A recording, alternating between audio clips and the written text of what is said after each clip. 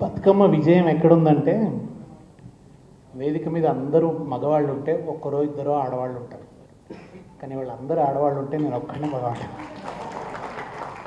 ఇక్కడే బతుకమ్మ విజయం తెలుస్తున్నది. ఇది ఎట్లా ఉందంటే ఇందరక్క చెల్లెళ్ళు ఉయ్యాలో ఒక్కడే తమ్ముడు ఉయ్యాల. నాకు అంటే తెలంగాణలో అందరికీ కూడా చాలా ప్రియమైన పండుగ, చాలా ఇష్టమైన పండుగ బతుకమ్మ పండుగ. ఎప్పుడెప్పుడు బతుకమ్మ పండుగ అని ఎదురు చూసేది. నిజానికి మగపిల్లలకి దాంట్లో ఏం పాత్ర లేదు, అయినా మాకు కూడా బాగా ఇష్టంగా ఉండేది ఆ పండుగ అంటే. కేసీఆర్ గారు వచ్చిన తర్వాత బతుకమ్మ పండుగకి సెలవులు వచ్చినాయి, కానీ అంతకుముందు సెలవులు ఉండప్పుడు బడి ఉండేది. బడి అయిపోయిన తర్వాత ఎప్పుడెప్పుడు బడి అయిపోతుందా, బతుకమ్మ దగ్గరికి పోతామా అనే ఒక ఉత్సాహం ఉండేది. నిజానికి బతుకమ్మకు ముందు వచ్చేది బొడ్డెమ్మ. బొడ్డెమ్మ నుంచే మొదలవుతుంది ఒక ఉత్సాహము, వేడుక. ఇవి ఎంత అద్భుతంగా అనిపిస్తుంది అంటే ప్రకృతిలోని ఒక్కొక్క అంశాన్ని పూజించడం. బొడ్డెమ్మ అంటే మట్టికి పూజ.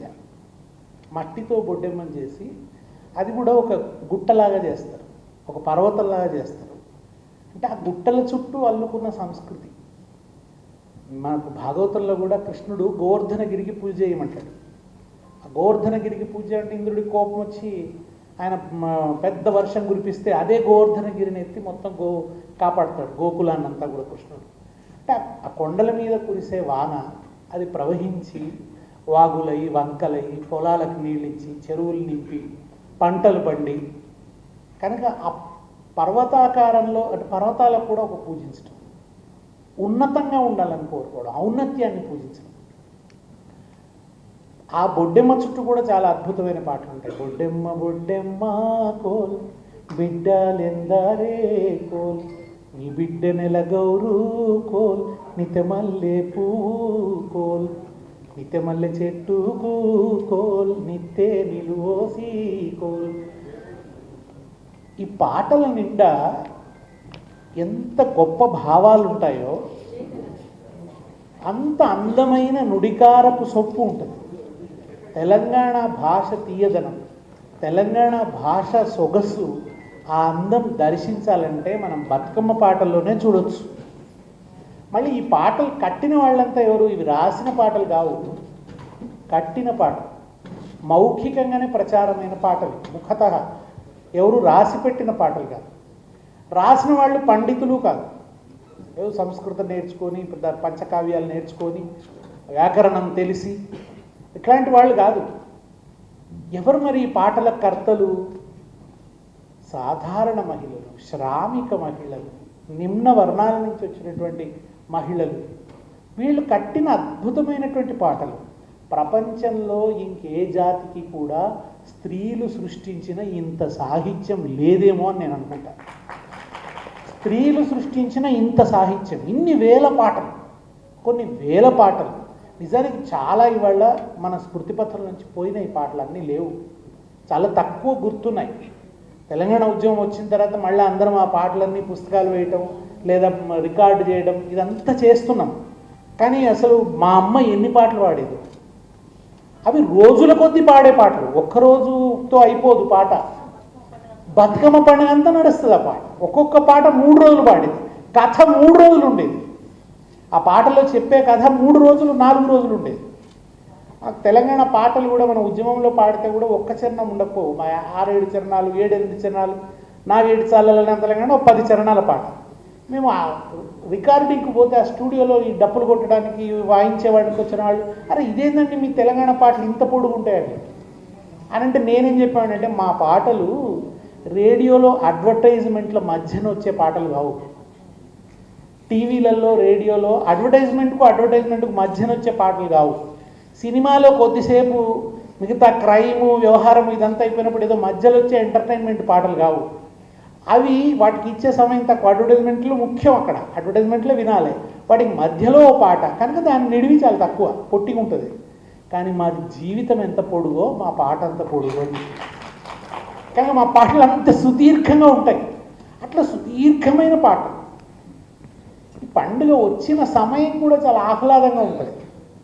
ఋతుపవనాలు వచ్చి మంచిగా వర్షాలు పడి, ఇంతకుముందు మేడం తీజ్ పండుగను ప్రస్తావించారు. తీజ్ పండుగ కూడా ఋతుపవనాల రాకను చేసుకునే సెలబ్రేషన్. గోధుమ మొలకలు తీజ్ అంటే అక్కడ కూడా స్త్రీల పండుగనే, అది కూడా మొత్తం స్త్రీలకు సంబంధించిందే. మంచి భర్త రావాలని అటువంటి పాటలే ఉంటాయి, ఆ తీజులో ఆ భావాలే ఉంటాయి. బాగా వర్షాలు పడి హోరుగా వాన కురిసి జోరుగా వాగులు పొంగి చెరువులన్నీ నిండి ఆ జోరంతా తగ్గి వాగులు నిమ్మళంగా ప్రవహిస్తుంటాయి. అదే జీవితంలో ఒక నిమ్మలం వస్తుంది అనమాట, నిమ్మలం అవుతుంది అంతా, ప్రకృతి అంతా నిమ్మళిస్తుంది. ఆ నిమ్మళించినప్పుడు అందంగా గుడిసెల మీద గుమ్మడి తీగలు బీర తీగలు పాకుతుంటాయి, అందమైన పూలు పూస్తుంటాయి, ప్రకృతి అంతా పరవశిస్తున్నట్టుగా ఉంటుంది, పచ్చదనం అలుముకొని ఉంటుంది. దాని పేరు బతుకమ్మ. అది బ్రతుకు. జీవితం అట్లా పలు అన్నెలు దిద్దుకొని అందంగా ఆహ్లాదంగా ఉండడము, ఎటు చూసినా నీళ్లు, ఎటు చూసినా పచ్చదనం, కంచెల నిండా పూలు పూస్తాయి, తంగేడు పూలు పూస్తాయి, గునుగు పూలు పూస్తాయి. ఆ పూలతో నిండి ప్రకృతి అంతా గొప్ప శోభాయమానంగా కనబడుతుంటుంది. ఆ పూలను తీసుకొచ్చి పర్వతం వల్ల పేర్చి దాని పేరు ఎంత అందంగా పెట్టారు బతుకమ్మ అని. ఎన్ని వేల సంవత్సరాల కింద ఎట్లా మొదలైంది ఈ పండుగ? అసలు బ్రతుకును పూజించడం అనే భావమే ఎంతో గొప్పది. Reverence to life. జీవితం పూజనీయమైంది, బ్రతుకు చాలా విలువైంది, బ్రతికు ఉండాలి. ఇవాళ అంటే మనుషులు ప్రాణాలు తీసుకుంటారు. ప్రాణం ఎంత విలువైంది అసలు! ప్రతి జీవి కూడా చివరి నిమిషం దాకా జీవించడానికి కొట్లాడుతుంది. కానీ బ్రతుకు గొప్పది. ఈ బ్రతుకును చాలా ఉన్నతంగా గడపాలి. వివిధ వర్ణాలతో, విభిన్న వర్ణాలతో, అంటే అనేక సుఖము దుఃఖము కళలు అనేక రకాల రసాలతో నిండి ఉండాలి ఈ జీవితం అనేది. అనేక మలుపులతో ఉండాలి. సూర్యోదయం ఉంటుంది, సూర్యాస్తమయం ఉంటుంది ప్రకృతిలో. జీవితంలో కూడా అంతే. కాళోజీ అన్నాడు, ఉదయం కానే కాదనుకోవడం నిరాశ, ఉదయించి అట్లానే ఉండాలనుకోవడం దురాశ. ఉదయం కానే కాదనే నిరాశలోనూ మగ్గిపోవద్దు, ఉదయించి ఇది ఇట్లనే ఉండాలి చీకటి రావద్దు అనుకుంటే అది దురాశ. ఇవన్నీ ఉంటాయి. వీటన్నిటికీ గుర్తు ఆ పూలు. పలు వన్నెలు, జీవితం పలు వన్నెలతో నిండి ఉండాలి, వర్ణశోభితమై ఉండాలి అని. పైగా విశేషం ఇంకా అద్భుతంగా అనిపించేది ఏంటంటే, ఇవి తోట పూలు కావు, ఇవి తోటల్లో పూసే పూలు కాదు. గులాబీ పూలు తెచ్చి కాదు బతుకమ్మ పేర్చేది, లిల్లీ పూలు తెచ్చి కాదు. అసలు కంచెల పంటి పూచే, బాట పంటి పూచే. అందుకే మా సిద్ధారెడ్డి గారు ఎంత మంచిగా అన్నారంటే, ఈ కంచెల పంటి పూసే పూల గురించి, బాట పంటి పూసే పూల గురించి ఆయన ఏమన్నారంటే, మా ఊళ్ళ రేవుల్ల మట్టి పొత్తిళ్ళల్ల తొవ్వ పువ్వుల తీరు అమరులుంటారు, తొవ్వ పువ్వుల తీరు అమరులుంటారు, జోహారులు జోహారులు అమరులకు జోహార్, వీరులకు జోహార్, అమరులకు జోహార్, వీరులకు జోహార్. ఆ బాట పట్టి పూచే పువ్వులలో కవి ఏం దర్శించాడంటే, అవి అమరుల చిరునవ్వులను దర్శించాడు ఆయన. ఆ గునుగు పూలల్లో, తంగేడు పూలల్లో వికసించిన ఆ పూలల్లో కనిపించేది వాళ్ళ చిరునవ్వులు అన్నాడు ఆయన. అమరుల చిరునవ్వులు. ఆ తంగేడు పూలు, ఆ గునుక పూలు తీసుకొచ్చి వాటితో పేర్చి ఆ మధ్యలో పోస్తే కూడా కడుపులో పోసుడు అంటారు. ఆ మధ్యలో ఈ తంగేడుకు సంబంధించిన ఆ కాడలన్నీ పోస్తే కడుపులో పోయడం అంటారు. అది గర్భంగా భావించడం, అంటే ఒక పునరుత్పత్తికి సంబంధించిన సంకేతం. దాన్ని గర్భంగా భావించడం. కింద గుమ్మడి పువ్వు, గుమ్మడి ఆకులు, అంటే కేవలం పూలకైనా ఆకులకు కూడా గొప్ప ప్రాధాన్యత ఉంది. గుమ్మడి ఆకు అంటే ఇది మొత్తంగా వృక్ష జాతికే చేసే ఒక పూజ. మొదట మట్టికి పూజ, తర్వాత చెట్లకి, పూలను పూజించడం ద్వారా చెట్లకి పూజించడం. ఇంతకుముందు అక్క చెప్పినట్టు పూలతో దేవతల్ని పూజిస్తారు, కానీ పూలే దేవతలు అయిపోతాయి. ఇక్కడ పూలే దేవతలుగా, పుష్పమే దేవత. ఈమె పుష్పదేవి ఈ బతుకమ్మ. ఇది నిజానికి ఒక మాట చెప్తారు ఏంటంటే, కాకతమ్మ పూజ. వరంగల్ కాకతీయుల ఆరాధ్య దేవత అయినటువంటి కాకతమ్మ. కాకతమ్మ అంటే గుమ్మడి తీగ అని అర్థం. అందుకని ఆ గుమ్మడి ఆకులు, రకరకాల కథలు ఉన్నాయనుకోండి, అనేక రకాలుగా ఈ బతుకమ్మ ఎట్లా వచ్చింది అనేది. మొత్తానికి ఎన్ని వేల సంవత్సరాల కిందనో ఎప్పుడో మొదలైంది ఈ పండుగ. ఇక్కడ విశేషం ఇంకొకటి కూడా ఏంటంటే, ఈ దేవత ఎప్పటికీ స్థిరంగా ఉండదు. మనకు గుడిలో విగ్రహము స్థిరంగా ఎప్పుడు ఉండే దేవతలు. కానీ బతుకమ్మ అటువంటి దేవత కాదు. ఏడాదికి ఒకసారి వస్తుంది, మళ్ళీ వెళ్ళిపోతుంది. ఆమెకు గుడి లేదు, చౌరస్తానే ఆమె దేవాలయం. ఆమెకు మంత్రాలు లేవు, సంస్కృతంలో చదివే మంత్రాలేవి లేవు, పూజారి కూడా లేడు, మధ్యవర్తి లేడు, దేవుడికి భక్తుడికి మధ్య అనుసంధానం ఏం లేదు. అంబికా దర్బార్ భర్తీ అవసరం కాదు, అక్కడ పూజారి అవసరం లేదు. తామే పాట కట్టుకొని పాట. ఆ పాటలలో కూడా ఏముంటుంది? జీవితమే ఉంటుంది, అనుబంధాలు ఉంటాయి, మానవ సంబంధాల మహోత్తేజం ఈ పండుగ అంతా కూడా. ఇవాళకి కూడా నిజంగా నా నమ్మకం ఏంటంటే మానవ విలువలు అనేవి, మానవ సంస్కారం అనేది, మమతానురాగాలు అనేది స్త్రీలలోనే పిసరంత ఎక్కువ ఉన్నాయి. ఇవాళ ఏదో మీ అందరి ముందట మీకు మస్క కొట్టుకొని చెప్తలేదు, మహిళల్లోనే ఇంకా మానవ విలువలు బ్రతుకున్నాయి ఎక్కువగా పురుషుల కంటే. ఎందుకు ఈ మాట అంటున్నానంటే, తాగి వచ్చి పిల్లలకు తిండి పెట్టని తండ్రులు ఉన్నారు కానీ తల్లులు ఉన్నారా? తాగి వచ్చి ఉన్న పైసలంతా కూడా తాగుడుకు పెట్టి పిల్లలను అగాధం చేసే తండ్రులు కనబడతారు కానీ తల్లులు ఎక్కడ కనబడరు. తల్లులు కానీ పాప కష్టపడతారు, శ్రమ చేస్తారు, కలువకు పోతారు, నాట్లకు పోతారు, తీసుకొచ్చిన ఆ డబ్బుతో కుటుంబాన్ని పోషిస్తారు, బీడీలు చేస్తారు, కుటుంబాన్ని పోషిస్తారు. కానీ ఇప్పుడు డబ్బు నాకే కావాలి, నా సుఖానికి కావాలనుకునే తల్లి ఎక్కడ కనబడదు. కనుక నా నమ్మకం ఏంటంటే మానవ విలువల్ని కాపాడేది స్త్రీలే, మహిళలే కాపాడతారు. వాళ్ళల్లోనే ప్రేమానురాగాలు అతిశయించి ఉంటాయి, క్షమాగుణం కూడా ఎక్కువగా ఉంటుంది. అవే పాటలు ఉంటాయి, ఆ పాటల నిండా అది తల్లిగారింటి పట్ల ప్రేమ, అన్నను తలుచుకోవడం, వదిన మీద కోపం. మళ్ళీ అక్కడ కూడా చూడండి, అన్న మంచోడే, అన్న వస్తలేడని పాట ఉంటుంది. ఏదో అన్న రమ్మంటే అన్న అనేక సాకులు చెప్తుంటాడు. రేవంత్ రెడ్డి కదా వాగ్దానాలు అమలు చేయమంటే సాకులు చెప్పినట్టు అనేక సాకులు చెప్తుంటాడు. ఏటికి ఎంపళ్ళు ఉయ్యాలో, తోటకు 90లు ఉయ్యాలో, ఏరడ్డమైంది, తోట అడ్డమైంది, ఇంకేదో అడ్డమైంది, ఇంకేదో వదిన చిలుకల బాయికి పోయింది, చిలుకల బాయికి పోతే ఆ చిలుకలు చెంగు చింపినాయి, హంసల బావికి పోయింది, హంసలేమో అంచు చింపినాయి.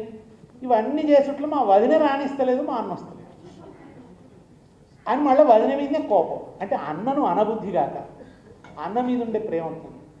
ఆ అత్త దగ్గర అనుమతి తీసుకోవడం, భర్త దగ్గర అనుమతి తీసుకోవడం, ఆ పోవాలనేటువంటి కోరిక, ఆ వస్తున్న బండ్లు ఎవరి, ఆ జొన్న అవి మా అన్నల బండ్లు. ఇంకొక చోట ఆమెకు తేలు గరిచింది, ముద్ద విడికే కింద తుమిదియాలో, ముతియాల తేలుంది తుమిదియాలో, రతనాల తేలుంది తుమిదియాలో. అసలు తేలును అంత ప్రేమించడేంది? తేలట ముత్యాల తేలు, రత్నాల తేలని ముద్దాడుతుంది దాన్ని. ఎందుకో తెలిసిన, అది పుట్టింది. పిడిగెదియ ఓకే తుమిదియాలో, నడిమేలుకేసిందే తుమిదియాలో, చిట్కెనేలుకేసిందే తుమిదియాలో. చిట్కెనేళ్ళు పుట్టింది. కుడితే ఏమైంది? అత్త వచ్చి మంత్రం వేసింది. అత్తేసిన మంత్రాలు 9 హరిగారి మంటాలు 9 భగభాగ మంటాలు 9. అత్తేస్తే ఎక్కువ మండుతున్నది, మామ వేసినా మంట పెరిగింది, బావలు వచ్చి వేసినా పెరిగింది. మరి ఎట్లా తగ్గాలి? మా ఓళ్ళ రమ్మాను 9, మా అన్నాల రమ్మాను 9. వాళ్ళు వస్తే ఇది తగ్గుతుంది, వాళ్ళు నన్ను ఇంటికి తీసుకోవాలి. వాళ్ళు రావడానికి కారణమైన తేలు ముత్యాల తేలు, మురిపాల తేలు. కనుక ఆ తేలు మీద అంత ప్రేమ. ఎంత ముగ్ధ మనోహరమైన పాటలు కదా ఇవన్నీ కూడా. ఇట్లాంటి ఇంకెన్నో భావాలు. ఎల్లమ్మను సత్యభవనం తెమ్మంటాడు జమదగ్ని. ఎట్ల దేవాలన్నట? ఆమె బియ్యం కనురెప్పల చాటలతో చెరగాలన్నట, కన్నీళ్లతో కడగాలన్నట, మోచేతులతో దంచాలన్నట ముందు. ఆ తర్వాత దాన్ని గుండె మంట మీద ఉడికించుకొని తీసుకురావాలట. ఎంత కవితాత్మకంగా, ఎంత పొయిట్రీ ఉంటుందంటే, ఎంత నుడికారం ఉంటుందంటే, మీరు ఒకసారి బతుకమ్మ పాటలు మళ్ళీ చదువుతుంటే, అదే నెతిమీది సూర్యుడా ఉయ్యాలో, నిలవన్నె కాడ ఉయ్యాలో, ఎంత అందమైన నుడికారం చూడండి అసలు. పాపిట్ల చంద్రుడా అంటారు, పాపిట్లో చంద్రుడు. ఇవన్నీ అంటే ఇంత అందంగా మనం ఇప్పుడు మాట్లాడుకుంటున్నామా? మనం ఇట్లా పాట రాయగలుగుతామా? మేము కూడా ఏవో పాటలు రాస్తాం కావచ్చు, కానీ ఆ భాష మాకు రాదు. ఆ శబ్దజాలాన్ని అందరం పొడగొట్టుకున్నాం. ఇవాళ చాలామంది తెలుగు భాష అని బాధపడుతుంటే నేనేమంటానంటే, నిజంగా మీకు మంచి తెలుగు కావాలంటే మా తెలంగాణలో నాట్లేస్తున్న అక్క దగ్గరికి పోయి, ఏ దళిత మహిళ దగ్గరికి పోయి మీ దోసిలు పట్టండి, ఆమె తన నోటి ద్వారా అందమైన తెలుగు పలుకుబడులను భిక్షగా పెడుతుంది అని చెప్పి. వాళ్ళ దగ్గరే ఉన్నాయి అందమైన పాటలు, ఇవాళకి కూడా వాళ్ళ దగ్గర ఉన్నాయి. అందమైన తెలుగు వాళ్ళ దగ్గర ఉంది. ఆ అచ్చమైన తెలుగు అంతా పోయింది మనకి. సగం ఇంగ్లీషు, బోళ్ళంత సంస్కృతం ఇవన్నీ కలిసిపోయి అచ్చమైన తెలుగు నుడికారం ఇవాళ మనకు రాకుండా. మా అమ్మ పక్కింటి ఆమె వచ్చి అడిగేది, ముత్యం అంత పసుపు ఉందా అని అడిగేది. పసుపు ఎంత కావాలి? ముత్యం అంత. ముత్యం ఎంత తక్కువ ఉంటుంది అంటే అత్యయోక్తి, చాలా తక్కువ అనడానికి ముత్యం అంత. దానికి మా అమ్మేమనేది, ఏ వాసనకే లేదు, ముత్యం కాదు కదా, వాసనకే లేదు. ఇంత అందమైన సంభాషణలు ఇప్పుడు ఉన్నాయా? ఈ అందమైన తెలుగు అంతా పోయింది అసలు. ఇంత ఆత్మీయంగా మాట్లాడుకునే ఇదంతా కూడా పోయింది. అటువంటి ఈ అందమైన పాటలతో కూడిన పండుగ ఈ బతుకమ్మ పండుగ. మళ్ళీ ఆ బతుకమ్మని తీసుకుపోయి ఎక్కడేస్తాం? మట్టి, పూలు, తర్వాత నీళ్ళు. మళ్ళీ నీళ్ళ పట్ల. ఆ నీళ్ళు కూడా మనకు ముఖ్యమైనది, మన ఆర్థిక వ్యవస్థకు కేంద్రమైంది చెరువు. కనుక ఆ చెరువుల్లో వేయడం. ఇటువంటి తెలంగాణ ఉనికికి, తెలంగాణ అస్తిత్వానికి తిరుగులేని ప్రతీక బతుకమ్మ పండుగ. ఎందుకంటే అందులో చెరువు ఉంది, అందులో ఇక్కడి ఈ నేల మీద పూచే పూలున్నాయి, ఇక్కడి మహిళలు ఉన్నారు, ఆ మహిళలు పాడుకునే పాటలు ఉన్నాయి, వాళ్ళ భాష ఉంది, వాళ్ళ భావాలు ఉన్నాయి. ఇవేవి తెలియని మూర్ఖుడి వాళ్ళ ముఖ్యమంత్రికి ఉన్నాడు. ఇది ఇవాళ విషాదం అన్నమాట. ఇది బతుకమ్మ చుట్టూ తెలంగాణ బతుకు గంధమంతా అలుముకొని ఉన్నది ఈ బతుకమ్మ చుట్టూ. నా చిన్నప్పుడు నాకు ఒకటి అర్థం కాకపోదు. దీపావళి వచ్చిందనగానే ముఖ్యమంత్రి దీపావళి పండుగ శుభాకాంక్షలు చెప్తున్నాడు, దసరా రాగానే దసరా పండుగ శుభాకాంక్షలు చెప్తున్నారు. కానీ బతుకమ్మకి ఎవరు శుభాకాంక్షలు చెప్పరు. ఏ ముఖ్యమంత్రి చెప్పకు, ఏ మంత్రి చెప్పేది కాదు. ప్రత్యేక సంచికలు వేసేవాళ్ళు. ఆంధ్రజ్యోతి దీపావళి ప్రత్యేక సంచిక అని వచ్చేది. లేకుంటే అందులో ఎక్కడ బతుకమ్మ ప్రస్తావన ఉండేది కాదు. మా ఆయన మంచి కవి, బతుకమ్మ మీద పద్యాలు రాస్తే అచ్చేసేవాడు కాదు. పంపితే ఎప్పుడు అచ్చయ్యేవి కాదు. విజయదశమి అని రాస్తే అచ్చు వేసేవాడు. కానీ బతుకమ్మ మీద పద్యం వేస్తే తిరిగి వచ్చేవి ఎప్పుడు. వాళ్ళకి తెలియదు, ఎడిటర్కు తెలియదు, సబ్ ఎడిటర్కు తెలియదు, పెట్టిన వాళ్ళ మేనేజింగ్ వాళ్లకు తెలియదు. కనుక వాళ్ళు బతుకమ్మ మీద పద్యాలు పంపితే వేసేవాళ్ళు కాదు. ఇది ఈ అనాదరణ అనేది ఉంటూ వచ్చింది. మనకు ఎప్పుడైతే మన సాంస్కృతిక స్పృహ మనకు వచ్చిందో అప్పుడు మన కళ్ళ ముందట బతుకమ్మ ఎట్లా కనబడుతుందంటే దేదీప్యమానంగా విశ్వరూపంలో కనబడుతుంది బతుకమ్మ. అరే మన అస్తిత్వానికి కొండంత ప్రతీక కదా బతుకమ్మ అని మనకు అనిపించింది. అప్పుడు మనం ఉద్యమంలో బతుకమ్మని అప్పటిదాకా అదొక సాంస్కృతిక విశేషం, ఇప్పుడు అదొక పోరాట రూపం కూడా అయిపోయింది. ఉద్యమం వచ్చిన తర్వాత బతుకమ్మని ఒక పోరాట రూపం. బతుకమ్మ ఆడడమే ఒక ఉద్యమ ఘటన అన్నమాట, ఒక ప్రకటన, అస్తిత్వ ప్రకటన. మా తెలంగాణ మాకు కావాలనే డిమాండ్ బతుకమ్మ ఆడడమే, ఒక బతుకమ్మ పాట పాడడమే, తంగేడు పూలు పట్టుకొని రావడమే. అది ఒక అద్భుతమైనటువంటి ఆ తల్లి ఇట్లా పునరుజ్జీవిస్తూ వచ్చిందనమాట. ఆ తల్లి కొత్త కాంతులతో ఉదయించింది బతుకమ్మ. ఆ బతుకమ్మలో ఉన్న గౌరమ్మ బంగారు కాంతులతో మెరిసిపోయి. అట్లా బతుకమ్మకి మళ్ళీ కొత్త చూపుతో మనం అందరం కూడా బతుకమ్మను దర్శించడం మొదలుపెట్టినాం. కొత్త తరం పిల్లలు బతుకమ్మ ఆడడానికి కొంత అదేదో పాత చాదస్తలే అనే భావన కొంత వస్తున్న దశలో, హైదరాబాద్లోనే బస్తీల్లో ఆడేవాళ్ళు. బంజారా హిల్స్లో బతుకమ్మ లేదు, కాలనీల్లో బతుకమ్మ లేదు, గ్రామాలలో ఎప్పుడైనా అద్భుతంగా ఆడుకున్నారు. మా సిద్దిపేటలో చాలా గొప్ప జరుగుతుంది. నా బతుకమ్మ సిద్దిపేటలో నాకు ఏదైనా ఒక బంగ్లా ఎక్కి అట్లా పోతున్న బతుకమ్మలు చూడాలని ఒక కోరిక అనమాట. ఒక పూల ప్రవాహం పోతున్నట్టుగా ఉంటుంది. ఎంత అద్భుతంగా ఉంటుందో ఆ దృశ్యం. కొబ్బరి చెరువు ఎంత అద్భుతంగా ఉంటుంది. అట్లే అసలు వరంగల్లో ఎన్ని వేల మంది చేరుతారు ఆ బతుకమ్మ దగ్గర. కనుక ఆ పోరాట రూపంగా మారిపోయింది బతుకమ్మ. అప్పుడు ఆంధ్ర ప్రభుత్వాలు తప్పనిసరిగా గుర్తించవలసి వచ్చింది. ఛానల్స్ మొదటి దశలో అయితే ఛానల్స్లో స్లాట్ కొనుక్కోవాల్సి వచ్చిందనమాట. ఛానల్స్ గుర్తించవలసి వచ్చింది, టీవీలు గుర్తించవలసి వచ్చింది. ఇక అప్పుడు మొదలుపెట్టారు బతుకమ్మ అని 9 రోజుల పాటు అప్పుడు కనుక్కోవటం మొదలుపెట్టారు. ఎంగిలి పూల బతుకమ్మ అంటే ఏంది, అటుకుల బతుకమ్మ అంటే ఏంది, ఇంకో బతుకమ్మ కనుక్కొని అవి వేస్తూ పత్రికలలో తప్పనిసరిగా అంటే అక్కడే బతుకమ్మ ఉద్యమ సందర్భంలోనే ఒక సాంస్కృతిక విజయాన్ని సాధించింది బతుకమ్మ. ఆ తర్వాత ఏమైంది అంటే నిజంగా అంటే కంట్రిబ్యూషన్ ఆఫ్ టీఆర్ఎస్ ఏంది అని అంటే ఇది విశ్వవ్యాప్తమై ఖండాంతరాలలో ఇవాళ మీరు బతుకమ్మ పాట మోగుతున్నది. మీరు వాషింగ్టన్కి పోతే ఇదరక్క జల్లెళ్ళు ఉయ్యాలో అనే పాటని వస్తుంది. మీరు దుబాయ్కి పోతే ఒక్కేసి పువ్వేసి చందమామ అనే పాట మీరు దుబాయ్లో వినొచ్చు. నేను దక్షిణాఫ్రికా జోహాన్స్బర్గ్లో కూడా ఇవాళ అక్కడ బతుకమ్మ ఆడుతున్నారు. ఇంకెక్కడనో ఖతార్లో ఆడుతున్నారు, ఇంకెక్కడెక్కడనో మీకు లండన్లో ఆడుతున్నారు, యూరోప్ అంతా ఆడుతున్నారు. ఇవాళ తెలంగాణ బిడ్డ ఎక్కడ శ్వాస తీసుకుంటే అక్కడ బతుకమ్మ పాట మోగుతున్నది ఇవాళ. ఇది ఒక అద్భుతమైనటువంటి పరివర్తన. ఇటువంటి ఒక అద్భుతాన్ని తెలంగాణ ఉద్యమం సృష్టించింది. అటు పరివ్యాప్తం చేసింది. అంత గొప్పగా తెలంగాణ సంస్కృతిని పరివ్యాప్తం చేసింది. ఇవాళ అందరూ కూడా హృదయానికి హత్తుకుంటారు. దాంట్లో కొన్ని మార్పులు వచ్చినాయి. అసలు చప్పట్లు కొట్టే పద్ధతి కొంత మారింది. కొత్త తరం దాన్ని సరిగ్గా నేర్చుకుంటలేరా ఉండొచ్చు, అవన్నీ ఉండొచ్చు. కానీ మొత్తానికి ఆ పండుగ విశేషంగా జరుగుతున్నది. రికార్డులు ఛానల్స్ అన్ని పాటలు చేయడం మొదలుపెట్టినాయి. బతుకమ్మ వచ్చిందంటే ఛానల్ ఒక పాట పెట్టడం. అట్లా బతుకమ్మకి ఒక గొప్ప ఇది వచ్చింది. కేసీఆర్ గారు ఎంత గొప్ప పని చేశారంటే తెలంగాణ తల్లిని రూపొందించినప్పుడు మేమందరం అనేవాళ్ళు మన తల్లి వేరే. ఎందుకంటే వాళ్ళ సమస్య ఏమొచ్చేదంటే తెలంగాణ విడిపోవాలన్నప్పుడల్లా తెలుగు తల్లి గుండెలు వక్కలైపోతాయి, ముక్కలైపోతాయి. తెలుగు తల్లిని రెండుగా చీలుస్తారా, తెలుగు జాతిని రెండుగా చీలుస్తారా, ఇవన్నీ అని ఉమ్మడి రాష్ట్ర ప్రతీకగా తెలుగు తల్లిని ముందర పెట్టేవాడు.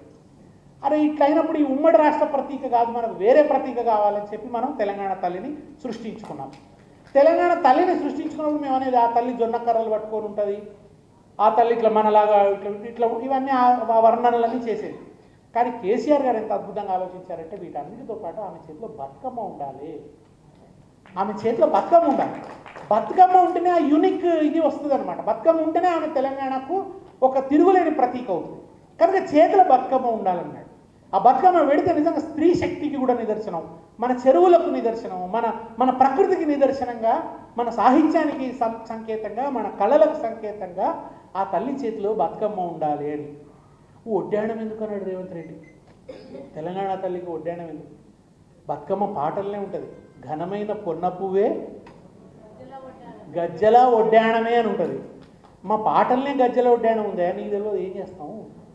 అటువంటిది అందుకని ఆయన ఆ బతుకమ్మని చేర్చినాడు. ప్రభుత్వం వచ్చిన తర్వాత కూడా బతుకమ్మ పండుగను అధికారిక పండుగ చేయటం మాత్రమే కాదు, బతుకమ్మకు ప్రాణప్రదమైన చెరువుల్ని బాగు చేసుకుంటాం. ఆ చెరువులకు కూడా ఎవరి పేరు పెట్టినాం? ఏ కాకతమ్మ ఆరాధన బతుకమ్మ పండుగ అయిందో మిషన్ కాకతీయ అని పెట్టాం. కాకతీయుల పట్ల ఒక గౌరవం. ఆ కాకతీయులు ఈ ప్రాంతానికి వాళ్ళు ఒక చోట శాసనం వేసినారట, శత్రురాజులు ఎవరన్నా వస్తే ఖజానాను లూటీ చేయండి, ఇంకేమన్నా చేయండి, కానీ ఈ చెరువుల్ని ధ్వంసం చేయకండి, ఇవి ఈ నేలకు ప్రాణాధారం అని శాసనం వేశారు. చెరువులు తవ్వించారు, గొలుసు చెరువుల్ని. అది తెలియని తర్వాత ఈ ఉద్యమంతో బంధం లేని, ఈ ఉద్వేగ సంబంధం లేని, నోటి నుంచి జై తెలంగాణ అనడానికి కూడా ఇష్టపడని ముఖ్యమంత్రి కాకతీయ తోరణం ఉందన్నాడు. కాకతీయులకి ఈ నేలకు ఉన్న గొప్ప సంబంధాన్ని అర్థం చేసుకోకుండా ఆ తోరణాన్ని వద్దని అవమానించాడు. చివరికి ఎంత దూరం పోయినాడంటే తెలంగాణ తల్లి చేతుల నుంచి బతుకమ్మని తీసేసింది. ఇది అందరి హృదయాల్ని గాయపరిచి, అది మహిళల సాంస్కృతిక అస్తిత్వ చేతనని అవమానించాడు రేవంత్ రెడ్డి. తెలంగాణ మహిళలు ఇవాళ అందుకే ఆ తెలంగాణ తల్లిని ఆయన రూపొందించవచ్చు. ఆయన అది కూడా అభయహస్తంతో, చెయ్యి గుర్తుతో పెట్టినాడు ఆయన. ఆమెను చూస్తే నాకైతే చెయ్యి గుర్తుకే మన ఓటు అని చెప్తున్న కాంగ్రెస్ మహిళా కార్యకర్త వల్ల అనిపిస్తుంది. ఎందుకంటున్నానంటే తెలంగాణ తల్లి ఉద్యమ గర్భంలోంచి పుట్టింది. కేసీఆర్ గారు రూపొందించిన తెలంగాణ తల్లి తెలంగాణ ఉద్యమాగ్ని సంభూత. ఆమె ఉద్యమాగ్నిలోంచి పుట్టింది ఆ తల్లి. అందుకని ప్రజలందరికీ అనుబంధం. మీకు ఎక్కడ చూసినా ఆ విగ్రహాలు తెలంగాణ తల్లి అనగానే ఆ మనసులోకి ఆమెనే వస్తుంది. ఇవాళ ఈయన పెట్టింది ఆ మనోఫలకాల మీద ఉండదు. ఎందుకంటే ఆమె ఉద్యమంలో పుట్టలేదు, ఓరోలేని తనలో పుట్టింది. లేదా కేసీఆర్ గారి ఆనవాళ్ళని చెరిపేయాలనే ఒక కుచిత బుద్ధిలోంచి పుట్టింది కనుక ఆ ఆరాధన కలగదు. ఆ రోజు కేసీఆర్ గారు తన కోసం రూపొందించలేదు. తెలంగాణ జాతిలో ఒక అస్తిత్వ చేతనను మన పెంపొందించడానికి ఆయన దాన్ని సృష్టించాడు. నువ్వు ఇవాళ ఎందుకు పెట్టినావు? కేవలం కేసీఆర్ గారు ఆనవాళ్ళు మలిపేయాలనే దుగ్ధతో కుట్రతో పెట్టినావు. కనుక ఇవాళ మనకు నిజంగా కూడా తిరిగి ఆ తల్లి చేత బతుకమ్మను తెలంగాణ తల్లిని ఎడబాపిండు, తిరిగి ఆ బతుకమ్మ తెలంగాణ తల్లి చేతిలో చేరాలి. అందుకోసమే పోరాటం. బతుకు నిలబడాలి, బతుకమ్మ నిలబడాలి. ఇవాళ బతుకును కూడా భంగపరుస్తున్నాడు. చక్కగా యూరియా సరఫరా అయింది. ఇవాళ పరిస్థితి ఇవాళ చేను ఎర్రగైపోతున్నది. పాపం వాళ్ళు ఎర్రటి ఎండలలో నిలబడాల్సిన పరిస్థితి ఉంటున్నది. దుఃఖంతో ఏడుస్తున్నారు, తిడుతున్నారు, శాపనార్థాలు పెడుతున్నారు. పిడికెడు మట్టి తీసుకొని శాపిస్తున్నారు, ఈ రాజ్యం కూలిపోను. కరెంటు కదే చిక్కవుతున్నది. రైతు ఇవాళ కకావికలైపోతున్నాడు. రైతు జీవితం ఆ బోనస్ ఇస్తామన్నారు, బోనస్ గతి లేదు. ఎన్నో అవస్థలు పడుతున్నారు. ప్రతి వర్గం అసంతులు. వ్యాపార వాణిజ్యాలలో ఒక నిస్తేజం అలుముకొని ఉన్నది. వచ్చినప్పటి నుంచి కూడా ఒక నిస్పృహతో కూడిన వాతావరణం, ఓ నిష్ఠురంతో కూడిన వాతావరణమే అలుముకొని ఉన్నది తప్ప ఎక్కడ ఉత్సాహం అనేది పుట్టలేదు.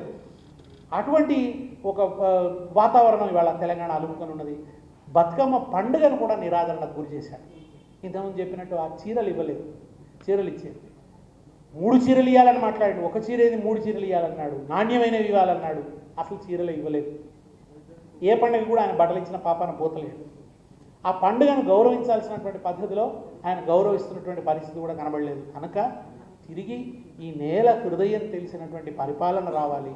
ఆ బతుకమ్మ తిరిగి తెలంగాణ తల్లి చేతిలో చేరాలి. నమస్కారం.